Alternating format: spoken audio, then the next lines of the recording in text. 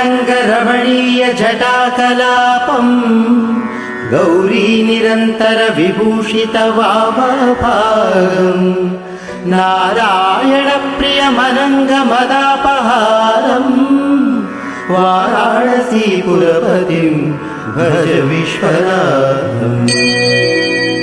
वाचामगोचरमनेकगुणस्वरूपम् वागीश विष्णुसुरसेवितपादपीठम् वामेन विग्रहवरेण कलत्रवन्तम् वाराणसीपुरपतिं भज विश्वनाथम्। भूतादिपं भुजगभूषणभूषिताङ्गम् व्याघ्राञ्जिनं वरधरं जटिलं त्रिनेत्रम् पाशाङ्कुशाभयवरप्रदशूलपाणिं वाराणसीपुरपतिं भज विश्वनाथम्।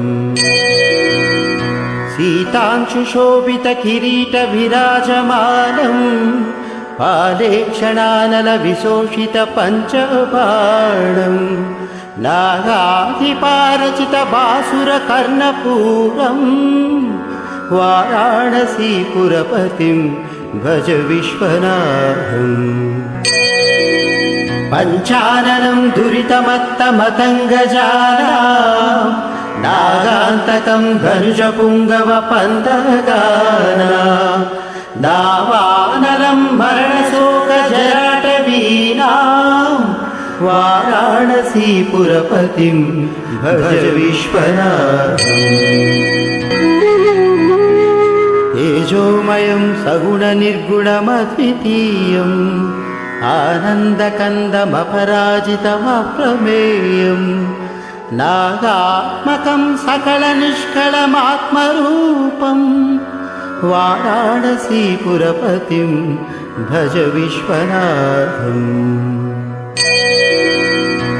आशां विहाय परिहृत्य परस्य निन्दा उपेरतिं च सुनिवार्य मनस्समाधौ आदाय हृत्कमलमज्जगतं परेशं वाराणसीपुरपतिं भज विश्वनाथम्। रागादिदोषरहितं स्वजनानुरागम् वैराग्यशान्तिनिलयं गिरिजासहायम् माधुर्यधैर्यसुभगं गरलाभिरामम् वाराणसीपुरपतिं भज विश्वनाथम्। वाराणसीपुरपते स्तवनं शिवस्य व्याख्यातम् अष्टकमिदं पठते मनुष्य विद्यां श्रियं विपुलसौख्यमनन्तकीर्तिं सम्प्राप्य देहनिलये लभते च मोक्षम्।